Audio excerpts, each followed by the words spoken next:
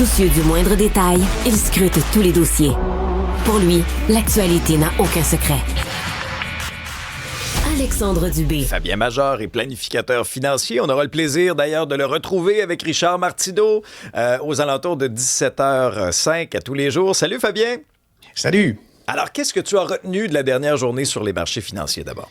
Oui, c'est comme un séisme. Hein? C'est à l'échelle Richter, c'est 7 pour le Dow Jones, c'est 0,7 % de repli.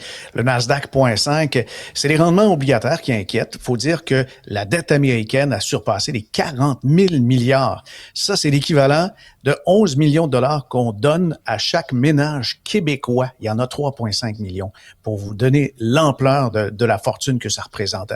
Alors, Walmart a aussi chuté. Le secteur de la consommation, ça, c'est quand même un baromètre parce que si Walmart chute, ça veut dire que les gens dépensent moins, des fois pour des trucs de première nécessité. Et c'est un signal très préoccupant sur la confiance des ménages américains qui maintenant, à cause du prix élevé de l'essence, sont obligés de faire des choix et ça va même à l'épicerie. Et le TSX a été en légère baisse. C'est surtout le secteur financier qui a été plombé hier. Alors, c'est un repli de 36 points hier. Alors, aide-nous un peu à comprendre aussi ce qui se passe avec le marché des obligations américaines. Oui, là-dessus, c'est comme un ami qui te doit de l'argent, Alexandre. Alors, il te doit beaucoup d'argent et il a émis des petits certificats. Il a émis des petits certificats de papier. Et ça, ces documents-là, ce sont des obligations de te rembourser.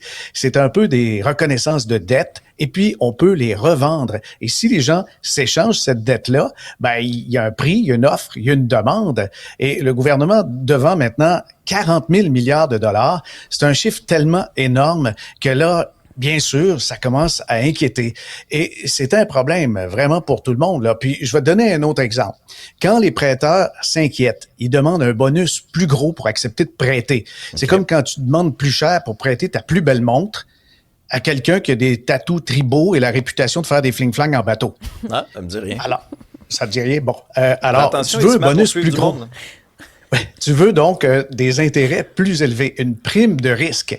Et ça fait pencher donc le prix de l'intérêt. C'est pour ça qu'on voit les taux d'intérêt grimper sur les obligations à long terme. Et ça aussi, quand le gouvernement dit, on va réduire notre dette, ils prennent de l'argent dans la poche gauche pour rembourser de la poche droite. Et c'est ce qu'on voit, ça fait baisser la valeur du dollar américain. Et tout le monde peut écoper parce que ça peut faire de l'inflation si importer des trucs coûte plus cher puisque le dollar américain coûte moins cher, à une valeur moindre. Mais un autre signe révélateur aussi, Fabien, c'est quand les Américains commencent à avoir de la difficulté à payer leur hypothèque, là.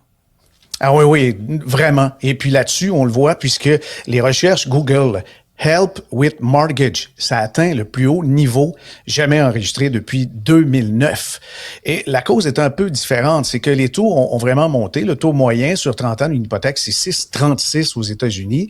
Et il y a quand même donc le coût de la vie, taux élevé, qui fait que des gens veulent peut-être revoir les termes de leur hypothèque. Ce sont des signes qui sont assez durs, mais c'est une recherche Google. Il y a quelque chose quand même qui n'est pas là, c'est les recherches de foreclosure ou saisie immobilière. Ça n'a pas vraiment augmenté, mais il y a une détérioration. Ça se remarque. Alors, une tendance Google, c'est pas un signe imminent de crash, mais c'est un baromètre d'anxiété quand même qu'il faut tenir compte. Ouais. Parmi les baromètres aussi, pour ce qui est, par exemple, pour mesurer la richesse, là, Fabien, on entend beaucoup, par exemple, la moyenne, mais est-ce que c'est la moyenne ou la médiane qui est plus révélatrice? Pour moi, c'est le plus important quand on analyse une population parce qu'on voit comment la richesse est répartie. Si, par exemple, on regarde quelle est la richesse moyenne par Américain, on est à peu près à 700 000. La moyenne, ça compte les multimilliardaires. Mais si on est dans la médiane, c'est le chiffre du centre. Alors là, les États-Unis, c'est une méchante drop parce qu'ils sont passés du 26e rang plus bas maintenant au 28e. C'est hallucinant de voir la différence en ce qui concerne la moyenne et la médiane. Les Américains, en médiane, valeur médiane, c'est 69 000 $ plutôt que 700 000, la médiane. Et puis là-dessus, où je suis tombé des nues, c'est une recherche de UBS Global Wealth, ça montre que les Canadiens, eux, leur richesse médiane est de 150 000 $. Tout est en dollars US. Donc, le Canadien moyen, malgré les impôts, est plus riche que l'Américain médian en passant.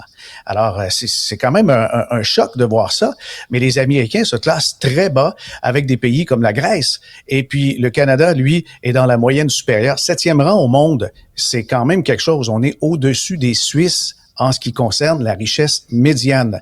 Là-dessus, je pense qu'on peut se consoler. On a un niveau de vie où il y a une forme d'équilibre. La répartition de richesse est peut-être plus étendue et moins concentrée qu'aux États-Unis. Non, c'est ça. C'est peut-être plus révélateur, effectivement, d'y aller avec l'autre option, parce que c'est comme dans la vraie vie. C'est comme si on te rend toi puis mettons Mario. Ça ferait comme changer notre... ça fausserait les données. En effet, je te souhaite de retrouver ta montre. Salut, Fabien. Bye. Salut, bon week-end.